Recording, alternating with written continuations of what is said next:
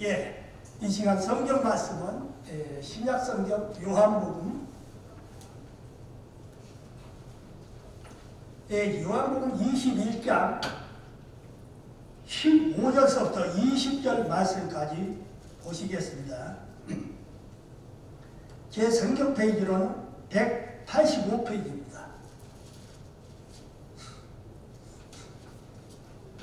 예, 21장 15절서부터 20절까지 우리 성도님들과 저와 함께 읽어가시도록 하시겠습니다. 다 같이 시작. 그들이 교관을 먹은 후에 예수께서 시몬 베드로에게 이르시되 요한의 아들 시몬아 네가 이 사람들보다 나를 더 사랑하느냐 하시니 이르되 주님 그러하나이다. 내가 주님을 사랑하는 줄 주님께서 아시나이다. 이르시되 내 어린 양을 먹이라 하시고 또 두 번째 이르시되 요한의 아들 시몬아 네가 나를 사랑하느냐 하시니 이르되 주님 그러하나이다. 내가 주님을 사랑하는 줄 주님께서 아시나이다. 이르시되 내 양을 치라 하시고 세 번째 이르시되 요한의 아들 시몬아 네가 나를 사랑하느냐 하시니 주께서 세 번째 네가 나를 사랑하느냐 하시므로 베드로가 근심하여 이르되 주님 모든 것을 아시오매 내가 주님을 사랑하는 줄을 주님께서 아시나이다. 예수께서 이르시되 내 양을 먹이라. 내가 진실로 진실로 네게 이르노니 네가 젊어서는 스스로 띠뛰고 원하는 곳으로 다녔거니와 늙어서는 네 발을 벌리리니 남이 네게 띠뛰고 원하지 아니하는 곳으로 데려가리라. 이 말씀을 하시면 베드로가 어떠한 죽음으로 하나님께 영광을 돌릴 것을 가리키니라. 이 말씀을 하시고 베드로에게 이르시되 나를 따르라 하시니 베드로가 돌이켜 예수께서 사랑하시는 그 제자가 따르는 것을 보니 그는 만찬석에 예수의 품에 의지하여 주님을 받는 자가 누구리까 묻던 자더라. 아멘. 예, 오늘 본문 말씀 중심으로 함께 은혜를 나누고자 하는 말씀은 회복과 치유라는 말씀으로 은혜를 나누기를 원합니다. 우리 사람을 살리는 방법에 비판이나 충고보다도 칭찬과 격려가 훨씬 효과적인 것입니다. 건강한 비판이나 사랑의 충고도 사람을 변화를 시키지만 그보다도 진정한 칭찬과 격려가 사람을 더욱 변화시키는 것입니다. 신앙생활에서도 세상 사는 생활 속에서도 칭찬을 받기를 바랍니다. 자신이 하고 있는 일에 대해서 확신이 없고 자신감이 결여되어 있을 경우에 누군가가 나에게 와서 작은 격려라도 해준다면 그 사람은 힘을 얻게 되는 것입니다. 그는 상상도 할 수 없는 능력을 이제 보여주게 되는 것입니다. 세상에는 잘못된 칭찬도 있고 위선적인 격려도 있는 것입니다. 그러나 중요한 것은 인생을 긍정적이고 창조적으로 살기 위해 칭찬과 격려가 꼭 필요하다는 사실인 것입니다. 부부 관계에서도 상대방을 서로 인정을 하고 장점을 칭찬하면서 격려하는 사이가 되어야 합니다. 예수님은 과거로 돌아가려는 제자들을 여전히 사랑하셨을 뿐만 아니라 그들이 자기 모습 속에 빠져 힘들어하고 있을 때 찾아오셔서 위로하고 격려를 해주셨습니다. 제자들은 옛 직업으로 돌아가서 그물을 들고서 바다로 나가서 새벽이 되도록 그물을 열심히 던졌습니다. 그러나 한 마리의 물고기도 잡지를 못했을 때 예수님께서 그곳에 찾아오셔서 제자들에게 배 오른쪽으로 그물을 던지라고 말씀을 하셔서 제자들은 예수님 말씀에 순종하고 던졌더니 그물이 찢어질 정도로 많은 물고기를 잡는 기적을 경험을 했습니다. 그 칭찬과 격려는 사람을 살리고 용기를 주게 되는 것입니다. 요한복음의 부록과 같은 21장은 이제 오늘 요한복음의 마지막 장, 제가 마지막 설교를 이렇게 제가 맡은 걸로 드리고 있습니다만 그뿐만 아니라 심각한 우울증으로 인해서 자기 갈등에 빠져 있었던 베드로를 일으켜 세우고 격려하면서 비전을 이해 주시는 것입니다. 예수님은 요한복음의 마지막 장을 충만한 은혜로 한마디로 장식을 하시는 것입니다. 부활하신 예수님은 추운 새벽에 숯불을 피워놓고서 생선과 떡을 구워서 제자들을 불러서 함께 교반을 나누시는 것입니다. 그런데 제자들의 얼굴에 빛은 그리 밝지를 않는 것입니다. 예수님과 함께하면서도 자기들의 갈등과 모습 속에 빠져있던 베드로가 더욱 그러했습니다. 예수님은 베드로에게 시선을 집중을 하시는 것입니다. 이 장면은 마치 영화나 드라마에서 초점이 한 사람에게 모아지면서 클로즈업 되는 것과 같은 상황 속에 있는 것입니다. 이 베드로는 평소 예수님을 잘 따르고 그분께 헌신하면서도 한편으로는 인간적인 갈등과 좌절감을 가지고 있었습니다. 이것은 우리 믿음의 현 주소이기도 합니다. 우리가 믿는다고 하면서도 의심하지 않는 것은 아닙니다. 주님을 섬긴다고 하면서도 문제가 없는 것도 아닙니다. 때로는 우리는 예수님을 의심합니다. 회의에 빠져들기도 합니다. 정말 예수님이 계신다면 나를 이렇게 힘들게 하실까? 그렇게 생각할 때도 있습니다. 그런 현상이 유독 베드로에게 심했던 것 같습니다. 마태복음 16장 22절에 예수님께서 십자가에 못 박히신 후 3일 만에 부활을 하실 거라고 제자들을 모아놓고 말씀하실 때 베드로는 예수님을 붙들고서 주여 절대로 안 됩니다. 그런 일이 주님께 일어나서도 안 됩니다. 라고 그는 장담을 했습니다. 당시 베드로는 쉽게 흥분하고 열정이 넘쳐났습니다. 그래서 예수님의 말씀과 같은 일은 절대로 일어나지 아니할 거라고 큰 소리를 쳤던 것입니다. 또 마태복음 26장 33절에 보면 베드로는 모두 다 예수님을 버리고 떠날지라도 저는 결코 예수님을 버리지 않겠습니다. 라고 그는 호언 장담을 했습니다. 그 사람으로 확실히 배신하지 않는다고 자신있게 말을 했지만 그것은 마음뿐인 것입니다. 그래서 성경에 마음은 원이로되 육신이 약하여 라는 이런 말씀이 있습니다. 자신은 약속하고 결단을 보이지만 실제로 그대로 살려고 하면 잘 안 되는 것이 사실인 것입니다. 베드로가 바로 그런 사람인 것입니다. 베드로는 평소 예수님께 잘하려고 하면 할수록 이상하게도 인간적인 말을 하게 되고 실수를 연발을 했습니다. 그러니 본인들 얼마나 힘이 들고 괴로웠겠습니까? 베드로는 예수님께 큰 소리를 쳐놓고도 가야바 걱정에 문지기 하늘 앞에서 예수님을 3번이나 부인을 하고 말았습니다. 그러자 예수님의 말씀대로 새벽닭 울음소리를 듣게 되었습니다. 베드로는 밖으로 나가서 통곡을 하면서 자신은 예수님을 사랑하는데 왜 주님을 모른다고 말을 했을까? 라고 자책을 하면서 괴로워했습니다. 예수님이 부활하실 때까지 베드로의 행적은 여러모로 추측해보면 그는 일종의 열등감에 사로잡혀 있었던 것 같습니다. 잘하고 싶은데 뭐가 제대로 되지 않습니다. 아마 베드로는 심각한 우울증에 빠져 있었던 게 아닌가 생각할 수도 있습니다. 우리가 생각하고 말하고 싶은 대로 하면서 살아가면 얼마나 좋겠습니까? 그러지만 그렇지 못하는 게 우리의 인생이라는 것입니다. 베드로는 부활하신 예수님을 보고도 자기 갈등 때문에 아무것도 할 수가 없어서 그는 옛 직업인 그물을 집어들고서 다시 어부의 생활로 돌아갔습니다. 그의 얼굴은 웃음 대신에 근심이 가득했을 것이고 생기 대신에 무기력증이 났을 것입니다. 예수님과 함께 떡과 생선으로 교관을 먹으면서도 그의 마음 한구석에는 우울함에 짓눌려 있었던 것입니다.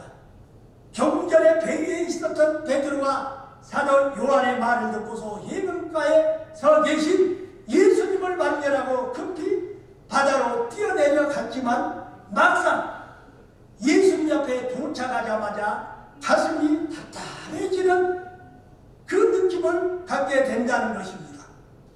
우리는 21장 말씀에서 베드로가 뭔가에 막혀 답답해하고 있다는 것을 우리가 느낄 수가 있는 것입니다. 예수님은 베드로에게 시몬아 라고 부르십니다. 예수님은 베드로의 공식적인 이름이 아닌 개인적이고도 친밀한 이름을 부르셨습니다. 베드로에게 다른 말을 하게 되면 그의 울분이 터져버릴지도 모르는 상태인 것입니다. 예수님은 베드로의 마음을 읽으시고 예수님은 베드로에게 네가 이 사람들보다 나를 더 사랑하느냐라고 질문을 하십니다. 우리가 만약 어떤 사람과 싸움을 했다고 한번 가정해 봅시다. 미워서 싸운 게 아니라 사랑해서 싸운 것입니다. 그래도 나를 사랑해 하면서 말입니다. 그와 마찬가지로 베드로는 예수님을 배신한 적이 있지만 여전히 그분을 사랑하고 있는 것은 사실입니다. 게다가 예수님은 네가 이 사람들보다 나를 더 사랑하느냐고 물어봐 주시기까지 하시는 것입니다. 여기서 베드로는 숨통을 트이게 되고 다시 이제 한마디로 이제 살아나기 시작합니다. 좋은 말 한마디가 사람을 일으켜 세우는 것입니다.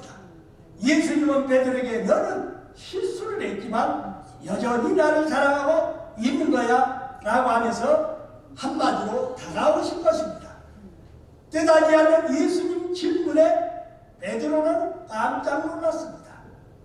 예수님께서 야단을 치실 줄 알았는데 또 잘못을 지적당할 줄 알았는데 전혀 그런 말씀은 없으시고 네가 이 사람들보다 나를 더 사랑하느냐 라고 물어보시는 것입니다. 베드로는 주여 주께서는 모든 것을 아십니다. 제가 주를 사랑하는 것은 주님께서 아십니다 라고 대답을 했습니다. 여기서 우리는 변화된 베드로의 모습을 이제 발견할 수가 있습니다. 옛날에 베드로에게 만일 이러한 질문을 던졌다면 그는 주여 내가 죽기까지 주님을 따르겠습니다. 다른 사람들은 모두 주님을 다 버릴지라도 나는 절대로 주님을 버리지 않겠습니다 라면서 아마 자신감을 내비쳤을 것입니다. 그러나 지금 베드로는 귀가 많이 꺾여 있는 상태인 것입니다. 의기양양했던 베드로의 코가 납작해져서 주님을 사랑하는 사람을 어떻게 제 입으로 주님 앞에 말할 수가 있겠습니까? 그것을 주님이 다 알고 계십니다. 라고 그는 겸손해했습니다. 사람은 같은 말이라도 오만하게 말을 할 수도 있고 또 의기양양하게 말할 수도 있는 것입니다. 하지만 사람이 은혜를 받으며 겸손해지고 같은 말이라도 자신의 부족함, 연약함, 실수를 인정하면서 입 밖으로 내게 되는 것입니다. 분명히 베드로는 이제 앞을 완전히 꺾인 상태입니다. 펄펄 날뛰던 예전에 이제 베드로가 아닌 것입니다. 우리는 베드로에게 언어가 달라지고 태도가 달라진 것을 발견할 수가 있습니다. 원어사오로 예수님은 나를 사랑하느냐고 이게 아가페적으로 물으신 것입니다. 베드로는 인간적인 사랑으로밖에 대답할 수 없다고 한 것입니다. 자기 주제를 파악하고 겸손한 베드로의 고백은 예수님께로부터 엄청난 말씀을 듣게 되는 빌미를 제공합니다. 곧 예수님께서 베드로의 대답을 들으시고 내 어린 양을 먹이라고 말씀을 하십니다. 중요한 사명 대유인 선언문이라고 말합니다. 하나님의 위대한 미션은 겸손한 사랑의 고백에서 시작이 되는 것입니다. 베드로는 주님, 제가 어떻게 이런 일을 할 수가 있겠습니까? 라면서 겸손하게 사랑을 고백을 할 때 주님은 내 양떼를 치라고 미션을 주신 것입니다. 예수님은 첫 번째 말씀을 하신 후에 똑같이 두 번째 말씀을 또 하십니다. 베드로도 똑같이 대답을 합니다. 그는 더 이상 예수님 앞에 큰 소리 칠 게 없다는 뜻인 것입니다. 예수님은 두 번째 말씀을 하신 후에 또 세 번째 똑같은 질문을 하시는 것입니다. 예수님께서 거듭 똑같은 말로 사랑하느냐고 질문을 하시자 베드로는 매우 근심이 되어가지고 이제는 아예 긴장을 하는 것입니다. 곧 두렵고 떨리는 마음을 그가 갖게 되는 것입니다. 하나님께 대한 인간의 마음, 믿음의 상태는 공포가 아니라 경외심인 것입니다. 곧 두렵고 떨리는 마음가짐인 것입니다. 하나님께 가장 잘못된 것은 인간의 방장 태도인 것입니다. 하나님을 우습게 여기는 마음인 것입니다. 하지만 우리는 가장 아름다운 영적 상태인 두려움과 떨리는 마음의 경외심으로서 하나님께 나아가야 하는 것입니다. 여기서 우리는 몇 가지 사실을 발견을 할 수가 있습니다. 첫째, 진정한 사랑의 고백에 겸손이 있다는 것입니다.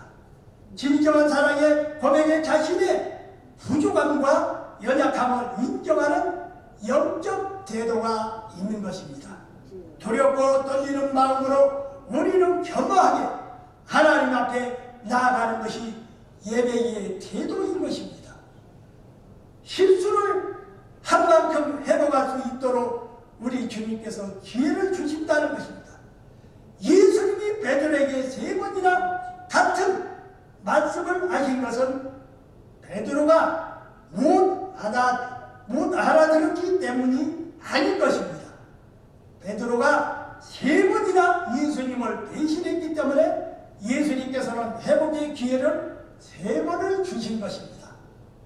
만약 우리가 어떤 잘못을 저질렀다면 그것을 회복할 수 있도록 충분한 기회를 주어야 하는 것입니다. 아무런 의미도 없이 막연히 미안하다는 말 한마디로는 절대 충분하지 않다는 것입니다. 그에 대한 모든 앙금을 털어버리도록 기회를 주어야 하는 것입니다. 베드로는 주님 때문에 숯불을 피워놓은 가야바 법정에서 예수님을 세 번이나 부인을 했던 것입니다. 그런데 이제는 예수님께서 숯불을 피워놓고 베드로를 그 자리에서 회복을 시켜주신 것입니다. 어쨌든 베드로와 숯불은 관계가 있는 것 같습니다. 한 영혼에 대한 예수님의 깊은 배려가 있는 것입니다. 우울증에 걸린 사람, 자신감을 잃어버린 사람, 본인에게 스스로 실망한 사람에게 우리 주님께서는 용기를 주시고 회복을 시켜주시는 것입니다. 진정한 사랑에 겸손한 고백이 있고 진정한 회복에 충분한 기회가 있으면 진정한 사명에 대한 위임이 있다는 것입니다. 예수님께서 베드로에게 너의 능력이 얼마나 되냐, 네가 얼마나 완벽하냐 라고 그렇게 질문을 하시지 않았습니다. 또한 네가 얼마나 실수를 많이 했느냐, 네가 얼마나 나를 배신을 했느냐 라고 책망도 한마디 하시지 않았습니다. 오로지 네가 나를 사랑하느냐 라고 세 번 물으셨을 것 뿐입니다. 예수님은 베드로에게 세 번이나 또한 비전을 주시는 것입니다. 내 어린 양을 먹이라, 내 양을 치라, 내 양떼를 먹여라 라고 말씀을 하셨습니다. 하나님께서는 우리에게 주시는 비전도 내 어린 양떼를 먹이라, 내 양을 치라, 내 양을 먹여라 라는 것입니다. 하나님의 어린 양들이 이 세상에는 많이 있는 것입니다. 병들어 죽어가는 사람들, 가난한 사람들, 인권을 무시당한 채 살아가는 사람들, 짐승처럼 대우받고 사는 사람들, 이런 수많은 사람들이 있는 것입니다. 예수님은 우리에게 그런 사람들을 돌보고 양육하라는 비전을 주셨습니다. 그리고 예수님은 몇 가지 말씀을 더하십니다. 먼저 베드로의 죽음에 대한 예언인 것입니다. 예수님은 베드로의 최후에 관해 말씀을 하십니다. 베드로는 젊어서 마음대로 다녔지만은 나이가 들면 다른 사람들이 원치 아니하는 곳으로 데려간다고 말씀을 하십니다. 그러면서 베드로에게 나를 따르라고 말씀을 하시는 것입니다. 그 예수님은 우리에게 비전을 주시는 것입니다. 내 어린 양을 먹이라, 내 양을 치라, 내 양을 먹이라, 그리고 나를 따르라고 말씀을 하셨습니다. 주님께서 베드로에게 분부하신 이 말씀이 사랑하는 우리 성도들에게 이 모든 사명이 우리 성도님들에게 있으시기를 주의 이름으로 축원드립니다. 아멘. 예, 기도드리겠습니다.